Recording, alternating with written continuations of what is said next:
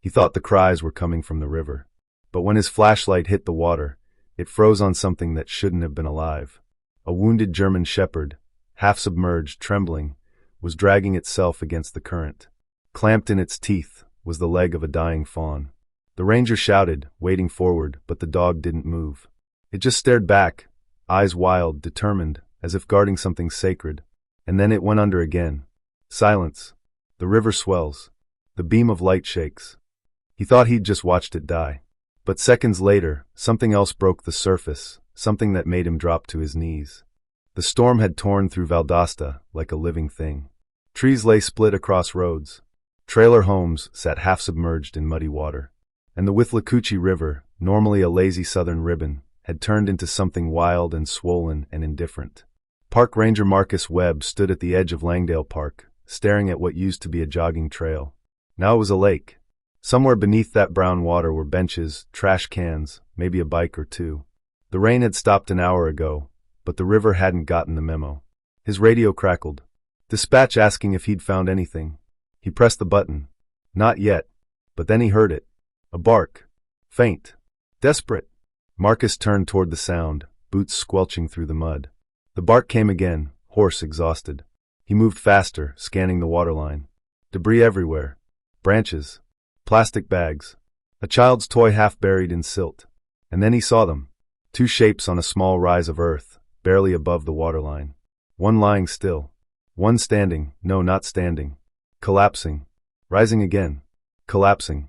Marcus broke into a run. The shepherd was enormous. A German shepherd, soaked black with mud and blood, ribs heaving. His back leg twisted at a wrong angle. He stood over something small and brown, a fawn, motionless in the debris. Hey buddy, Marcus called softly, slowing his approach. Easy now. The dog didn't growl, didn't bare teeth. He just looked at Marcus with eyes that held too much weight, and then turned back to the fawn and whimpered. Marcus knelt 10 feet away, assessing. The shepherd's left hind leg was broken. Gash along his shoulder, deep enough to need stitches. He should have been down. Should have been whining in a ball somewhere. But he wasn't. He was standing guard. The fawn lay on its side, chest barely moving. One of its legs was pinned beneath a tangle of roots and wire fencing, the kind that had once bordered the park's nature trail.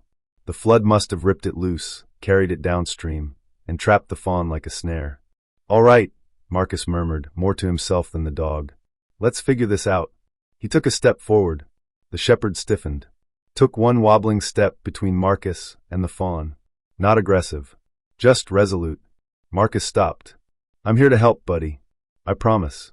The dog stared at him. Blood dripped from his shoulder into the mud. His breath came in short, ragged pulls. And still, he didn't move aside. Marcus's chest tightened. He'd seen a lot of things in 15 years as a ranger. Bears protecting cubs. Does defending fawns from coyotes. But this? A dog, injured, exhausted, maybe dying, refusing to leave a fawn that wasn't even his species? He radioed dispatch again. I need animal control and a vet. Langdale Park, East Trail access. And, tell them to hurry. The shepherd swayed. His legs buckled. For a moment Marcus thought he'd go down. But the dog locked his joints and stayed upright. 20 minutes felt like hours. Marcus sat on his heels, 10 feet from the animals, watching the shepherd fight gravity with every breath. The dog had stopped barking. Stopped whimpering. He just stood there, head low, body trembling, eyes fixed on the fawn. The fawn hadn't moved. Marcus couldn't tell if it was still alive. He tried talking to the dog, soft, steady words about nothing in particular. His own dog back home. The weather. How brave the shepherd was. Anything to build trust. The shepherd's ear flicked once. That was it. Marcus noticed something then. The way the dog was positioned. Not just standing over the fawn, but braced against it. Like he was trying to keep it warm. Or steady. Or just present. You've been here a while, haven't you? Marcus said quietly. The dog blinked slowly. Exhaustion pulling at every muscle. You could have left, Marcus continued. Water's still rising. You could have saved yourself. But the shepherd didn't move. Marcus felt something crack open in his chest. He'd seen loyalty before. He'd seen love. But this was different. This was a choice made over and over, in agony, with no one watching. Until now. The sound of an engine broke the silence. Marcus stood, relief flooding through him. A white van came bouncing down the old access road, Valdosta Animal Control, with Dr. Lena Ruiz from the emergency clinic riding shotgun. The shepherd heard it too. His head lifted. His body tensed. And for the first time since Marcus arrived, the dog made a sound. Not a bark. Not a growl. A low, mournful whine that sounded like a question. Please. Dr. Ruiz moved like she'd done this 1,000 times. Calm. Purposeful. She carried a medical kit in one hand and a catch pole in the other, though Marcus doubted she'd need it. Talk to me, she said, eyes on the shepherd. Marcus filled her in. The dog. The fawn. The broken leg. The refusal to move. Lena crouched, still 15 feet back. Hey big guy, she murmured. You've had a hell of a day, haven't you? The shepherd watched her. Wary but not hostile. We're going to help, Lena continued. Both of you. I promise. She glanced at Marcus. I need to sedate him. He's in shock. If he fights us, he'll tear that shoulder worse. Marcus nodded. Lena loaded a syringe, kept her movements slow and visible. She edged closer. 5 feet. 3. The shepherd's legs shook. His breathing quickened. I know, Lena whispered. I know you don't trust me. But I need you to. She reached out, not toward the dog, but toward the fawn. Her fingers brushed its neck, feeling for a pulse. The shepherd growled. Low. Warning. Lena froze. It's okay, she said softly. I'm checking on your friend. That's all. The growl faded. The dog's eyes darted between Lena's hand and her face. She found the pulse. Faint. Thready. But there. She's alive, Lena said, and Marcus didn't know if she was talking to him or the dog. The shepherd exhaled. A long, shuddering breath. And his legs finally gave out. The shepherd hit the ground hard. Lena was on him in seconds, checking vitals, running hands over his ribs, his spine, the mangled leg. Compound fracture. Severe lacerations. Dehydration. Hypothermia. Will he make it? Marcus asked. Depends how long he's been out here. She pressed the needle into his haunch. The dog barely flinched. He's running on fumes. Marcus knelt beside the fawn. Up close, it was worse. The wire had cut deep into its leg. Infection had already started. He could smell it. One of its eyes was swollen shut. This one's bad too, he said. One thing at a time. Lena finished with the shepherd, then turned her attention to the fawn. She worked quickly, cutting away the wire with pliers, hands steady despite the rising water lapping closer. The fawn jerked once when the wire came free. A weak, reflexive movement. Got you, Lena whispered. Marcus helped her lift the fawn onto a stretcher. It weighed almost nothing. As they carried it toward the van, he glanced back. The shepherd was unconscious now, sides rising and falling in shallow rhythm. But even sedated, even broken, his body was still angled toward where the fawn had been. Still guarding. Marcus swallowed hard. Let's get him loaded, Lena said. It took both of them to carry the shepherd.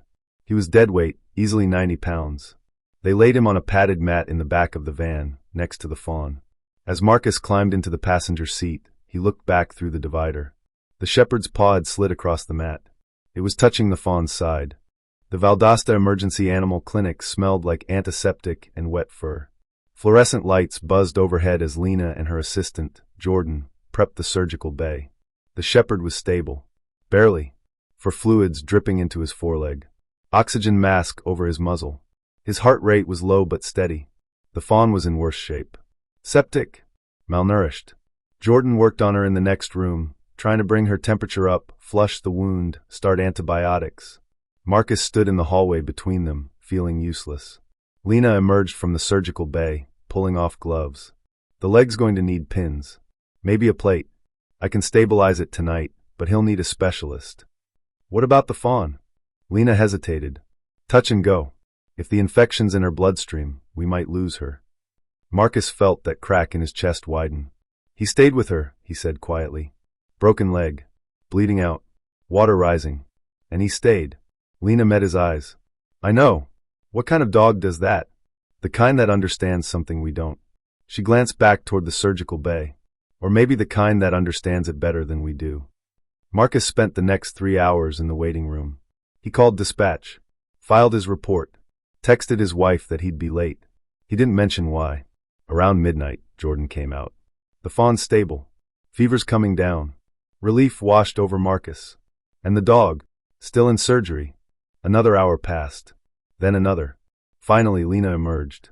Exhausted. bloodstained scrubs. But her eyes were clear. "He made it," she said. Marcus exhaled for what felt like the first time in hours. "He's going to need months of recovery.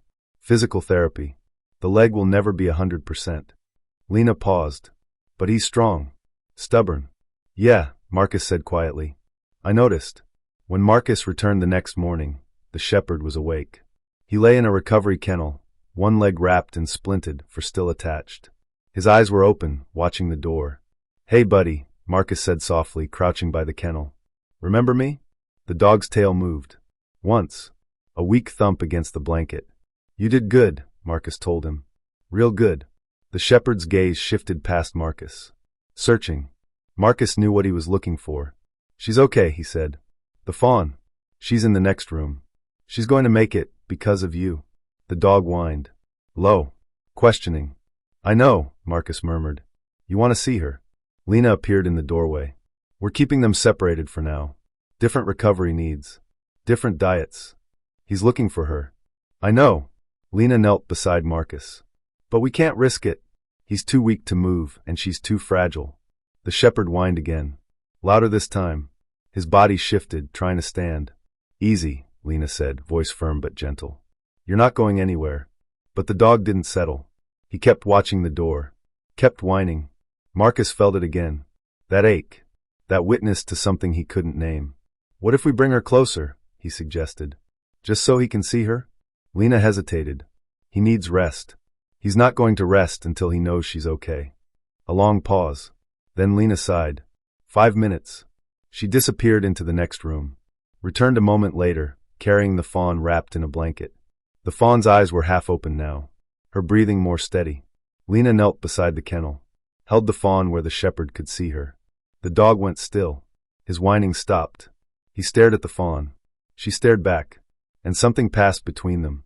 Something wordless and ancient and true. The shepherd exhaled, long and slow. Then he laid his head down and closed his eyes. 3 days passed. The shepherd's name was Duke. They found it on a tag buried in his matted fur, along with a phone number that had been disconnected for months. No one came looking for him. Marcus tried every shelter, every lost pet database in South Georgia. Nothing. Duke was a ghost.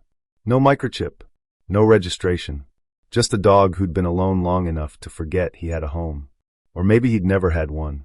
The fawn, whom Jordan had named Willow, was improving faster than expected. She was standing now, eating. The antibiotics had beaten back the infection. Duke was slower. The surgery had gone well, but his body was still recovering from days of exposure and blood loss. He slept most of the time, ate little, but every time someone opened the door to his kennel, he lifted his head, searching. On the 4th day, Lena made a decision. "Bring her in," she told Jordan. Jordan blinked. "Are you sure?" "No, but he's not improving. He's depressed. And I think I know why." They moved Willow's crate into Duke's recovery room. Set it 3 feet from his kennel, so he could see her but not reach her. The effect was immediate. Duke's ears perked. His tail thumped. He tried to stand, but his leg wouldn't hold him. Willow stood in her crate, watching him with those dark, glossy eyes. Duke whined. Soft. Plaintive. Willow took a tentative step forward, pressed her nose against the bars of her crate. Duke stretched his neck as far as the 4 would allow. Their noses touched through the bars. And Duke's tail wagged. For the first time since Marcus had found him, the dog looked at peace. Over the next 2 weeks, something extraordinary happened. Duke began to heal. Not just physically, though his vitals improved, his appetite returned, his leg began bearing weight. But something deeper. Something harder to measure. He was lighter. Lena couldn't explain it. Neither could Jordan. But every time Willow was near, Duke's entire demeanor changed. He ate more, rested better, even tolerated the painful physical therapy sessions without complaint, as long as Willow's crate was in the room. And Willow, she thrived. She gained weight. Her coat grew glossy. The wound on her leg healed clean. She moved with the cautious grace of a wild thing remembering how to be wild. But she never strayed far from Duke's kennel. Marcus visited every few days. Watched the 2 of them through the glass. "It's like they're tethered," he said once. "They are," Lena replied. "Just not in a way we can see." On day 16, Lena removed Duke's 4. On day 18, she let him walk without the splint for short intervals. On day 20, she opened the kennel doors. Duke limped out slowly, favoring his healing leg. Willow stepped out of her crate, ears swiveling. They met in the middle of the recovery room. Duke lowered his head. Willow nuzzled his scarred shoulder. And they stood there, breathing together, like two survivors of the same shipwreck finally reaching shore. Jordan wiped her eyes. What are we going to do with them? Lena didn't answer right away. She watched the dog and the fawn, the most unlikely pair she'd ever seen, and felt the weight of an impossible question. How do you separate two souls that chose each other in the dark? Lena called Marcus that night. We need to talk, she said. About Duke. And Willow. Marcus drove to the clinic. Found Lena in her office, paperwork spread across the desk. Permits. Regulations. Rehabilitation protocols. Willow's ready to be released, Lena said without preamble. She's healthy. Strong. She needs to go back to the wild. And Duke? He's adoptable. Or he will be, once the leg's fully healed. Marcus leaned back in his chair. But I don't think we can separate them. Lena rubbed her temples. Every time we move Willow to a different room for exams, Duke shuts down. Won't eat. Won't engage. And Willow. She trailed off. What? She paces. Calls for him. It's like she's grieving. Marcus was quiet for a long moment. So what are you saying? I don't know. Lena looked at him, and Marcus saw the exhaustion there. The weight of carrying too much. I've worked with animals my whole life. I've seen bonds. Pack bonds. Mother and calf. Mated pairs. But this is different, Marcus finished. Yeah. They sat in silence. Finally, Marcus spoke. What if we didn't separate them? Lena frowned. What do you mean? What if we found a way to keep them together? At least until Willow's old enough to fully reintegrate. 6 months, maybe. Give them time. Where? I can't keep a deer here indefinitely. And Duke needs a home. Marcus smiled. I might know a place. Oakwood Wildlife Rehabilitation Center sat on 40 acres of pine forest north of Valdosta. It was run by a woman named Carol Finch, 65, silver-haired, and tough as boot leather. She'd been rehabilitating injured wildlife for 30 years. Hawks, owls, foxes, even a black bear cub once. But never a dog. Let me get this straight, Carol said, arms crossed, standing in her gravel driveway. You want me to take in a German shepherd with a bum leg and a fawn, and let them, what, live together? Temporarily, Marcus said, until Willow's ready for release. And the dog? He'll need a permanent home eventually. But right now, Marcus hesitated. Right now, he needs her. Carol looked past him to the clinic van, where Lena was unloading the transport crates. She could see Duke's dark eyes watching through the bars. See Willow's small silhouette beside him. This is crazy, Carol muttered. I know, Marcus said. Carol was quiet for a long moment. Then she sighed. All right, but I'm not making any promises. That's all we're asking. They set up Duke and Willow in one of the larger rehabilitation enclosures, a fenced half-acre with natural shelter, a clean water source, and enough space for Willow to practice her wild instincts. Duke limped around the perimeter, sniffing everything. Willow bounded after him, testing her legs, her confidence growing with every step. Carol watched from the fence line. I'll be damned, she murmured. What? Marcus asked. He's teaching her. Marcus looked closer. Duke had stopped at the tree line, nosing at the underbrush. Willow approached cautiously, mimicking his movements. Learning how to forage. How to read the forest. He's showing her how to be wild, Carol said. Even though he's not. Marcus felt that familiar ache in his chest. Maybe he knows she needs it more than he does. Carol glanced at him. You're getting soft, Webb. Yeah, Marcus said quietly. Maybe I am. Days turned into weeks at Oakwood. Duke's leg grew stronger. The limp faded to a slight hitch.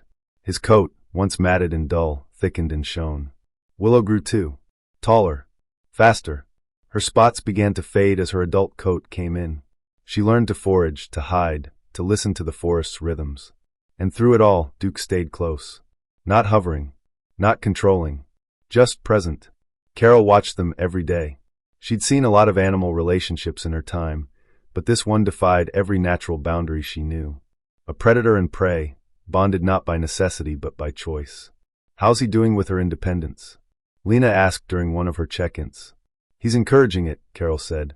Watches her practice running. Lets her wander further each day. But he's always there when she comes back. And Willow? She's thriving.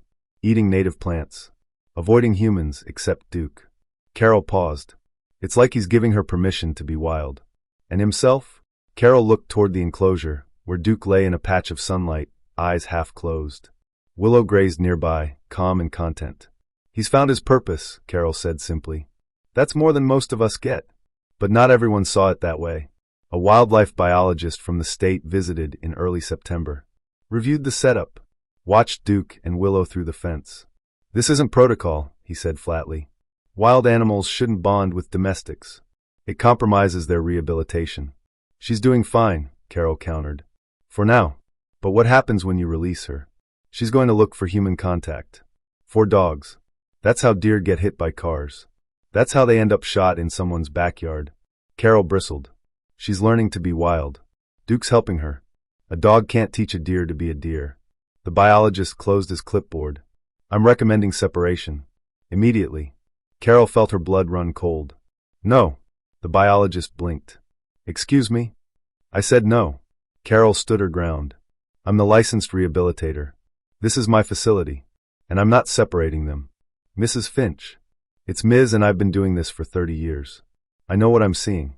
What you're seeing is anthropomorphism. You're projecting human emotions onto. I'm seeing a dog who saved a fawn's life and a fawn who's healing because of him. Carol's voice was steel. And I'm not tearing that apart because it doesn't fit your checklist. The biologist's jaw tightened. I could pull your rehabilitation license. You could try. They stared at each other. Finally, the biologist turned to leave. You have 2 weeks to show progress toward separation. After that, I'm filing a formal report. The door slammed behind him. Carol stood alone in her office, hands shaking. She'd stood up to bureaucrats before. Hell, she'd built this sanctuary on stubbornness and spite. But this was different. Because she knew deep down that he wasn't entirely wrong. Willow did need to be wild. And the longer she stayed with Duke, the harder that would be. But how do you explain to a fawn that the one who saved her has to let her go? How do you ask a dog to break his own heart? Carol watched them more closely after that, looking for signs, evidence, proof that the bond was helping or hurting, and what she saw surprised her. Willow was pulling away, not dramatically, not suddenly, but gradually, naturally, like the tide going out. She spent more time at the far end of the enclosure, grazed alone for longer stretches. When Carol entered to deliver food, Willow bolted now, healthy fear, wild instinct returning. And Duke let her go. He didn't follow when she wandered to the tree line. Didn't whine when she bedded down apart from him. He just watched. Calm. Patient. Proud. He knows, Lena said during her next visit. She was watching Duke through the fence, and the look in his eyes was unmistakable. Knows what? Carol asked. That she's ready.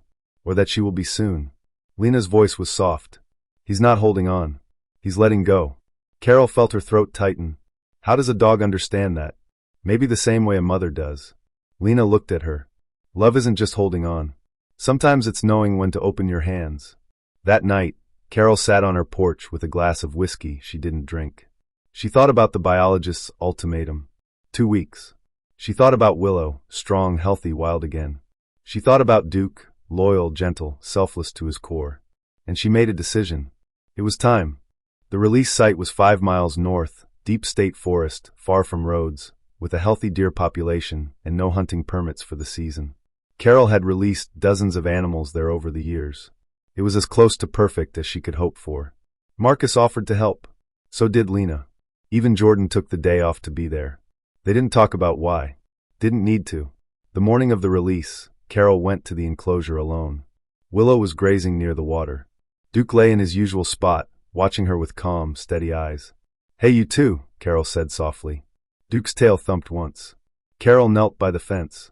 Willow's going home today. Duke tilted his head. Like he understood. Like he'd been expecting this. You did good, Carol told him. Better than good. You gave her a chance when nobody else could. Duke stood slowly, testing his weight on the healed leg. He walked to the fence. Pressed his nose against Carol's hand. I know, she whispered. I know it's hard. Duke looked past her. Toward Willow. Toward the forest beyond. And Carol swore she saw something in his eyes. Not sadness. Readiness. They loaded Willow into the transport crate an hour later. She didn't fight. Didn't panic. She stepped in calmly, like she knew this was always part of the plan. Duke watched from across the enclosure. Carol paused before closing the van doors. "You want to say goodbye?" she asked him. Duke limped forward. Slow. Deliberate. Carol opened the crate's side window, just enough for them to see each other. Duke and Willow locked eyes. The fawn made a soft sound. Not distress. Not fear. Gratitude. Duke pressed his nose to the mesh. Willow did the same. They stood like that for a long moment. Then Duke stepped back, and Carol closed the door. The forest was quiet when they arrived. Early autumn light filtered through the pines. The air smelled like earth and rain and growing things. Carol carried the crate to a small clearing. Set it down gently. Opened the door. Willow stepped out. She looked around. Tested the air. Her ears swiveled, catching every sound. Then she looked back at the crate. At Carol. At the empty space where Duke should have been. "He's not coming, sweetheart," Carol said softly. "But he's with you. Always." Willow took a step forward. Then another. She paused at the tree line. Looked back one last time. And then she was gone. Vanished into the forest like a whisper. Carol stood there for a long time, watching the trees. Hoping for one last glimpse. But Willow was wild now. And the wild didn't look back. The enclosure felt enormous without her. Duke lay in his usual spot, head on his paws, staring at the tree line where Willow used to graze. He didn't eat that night. Didn't respond when Carol called him. He just watched. Waiting. "Give him time," Lena said when Carol called, voice tight with worry. "He's grieving. What if he doesn't bounce back?" "He will. He's strong." But Carol wasn't sure. She'd seen animals mourn before. Seen them lose their spark when a bonded partner was gone. And Duke had already lost so much. She sat by the fence that night, keeping vigil. Duke hadn't moved in hours. "I'm sorry," she told him. "I know you miss her." Duke's ear flicked. Acknowledgement, maybe. Or just reflex. "She's safe because of you," Carol continued. "You gave her a life. That's not nothing." Duke exhaled. A long, slow breath. And then, for the first time since Willow left, he lifted his head. He looked at Carol, then past her, toward the forest. And his tail moved. Just once. A ghost of a wag. 3 days later, Carol found something. She was doing morning rounds, checking food and water, when she noticed tracks near the tree line. Deer tracks. Small. Fresh. Her heart clenched. She followed them to the fence and stopped. On the other side, just beyond the perimeter, the tracks doubled back. Circled. Like the deer had stood there. Watching. Waiting. Carol looked at Duke. He was standing near the fence, ears perked, staring at the exact spot where the tracks appeared. Was she here? Carol breathed. Duke's tail wagged. Carol felt tears sting her eyes. She pulled out her phone. Called Marcus. "You need to see this," she said.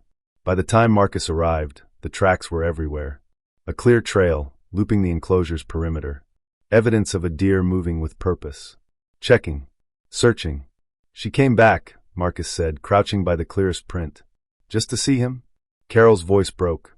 "Just to let him know she's okay." And that's when they heard it. A sound from the forest. High and clear. The call of a young doe. Duke's head snapped up. His whole body went rigid. And then, at the edge of the clearing, she appeared. Willow. Bigger now. Stronger. Her coat fully transitioned. She looked every bit the wild deer she'd become. But her eyes were the same. She stood at the fence line, watching Duke. Duke watched back. Neither moved. And then slowly Willow turned. She took 3 steps toward the forest. Paused. Looked back. Duke's tail wagged. Slow. Steady. And Willow bounded away, disappearing into the trees. Duke watched until she was gone. Then he turned, limped back to his resting spot, and lay down. But this time, he wasn't watching the trees. He was resting. Willow returned twice more that month. Always at dawn. Always alone. She never crossed the fence, never called out. She just stood at the edge, visible enough for Duke to see her. And Duke always would stand. Would watch. Would wag his tail. Then she'd leave. And he'd rest. "She's checking in," Lena said. "Making sure he's okay." "Or saying thank you," Marcus added. Carol didn't know which. Maybe both.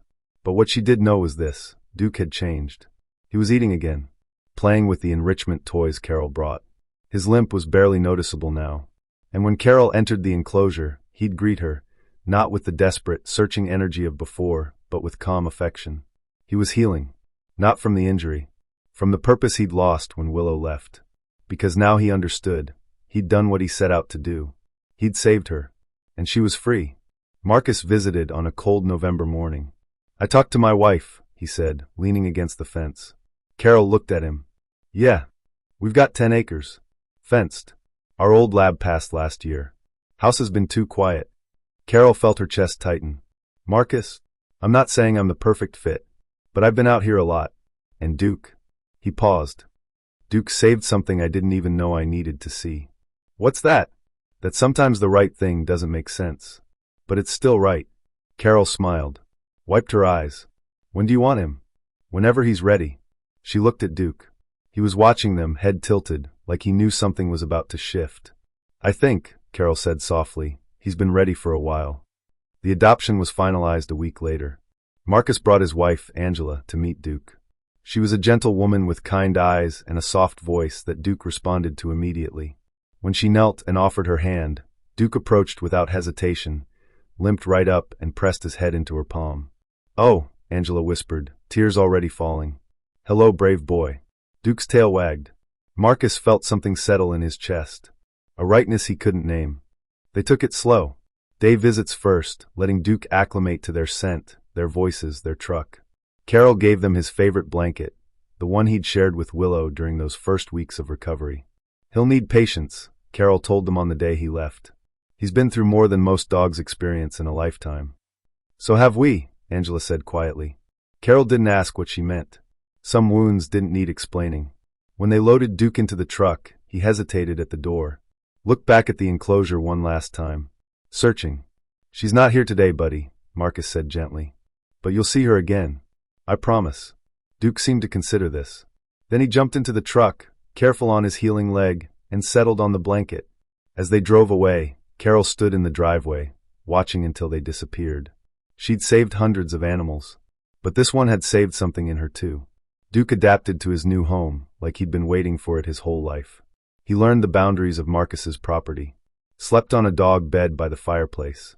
Walked the fence line every morning, not pacing, just checking. Protecting. Marcus and Angela noticed it first week. Duke wasn't just a pet. He was a guardian. Watchful. Intentional. He'd position himself between Angela and the door when strangers approached. He'd alert to sounds in the woods that Marcus couldn't even hear. "He's still on duty," Angela said one night, watching Duke through the window. "Maybe that's who he is," Marcus replied. "Some dogs are born for it." "Born for what?" "Choosing the ones who need them most."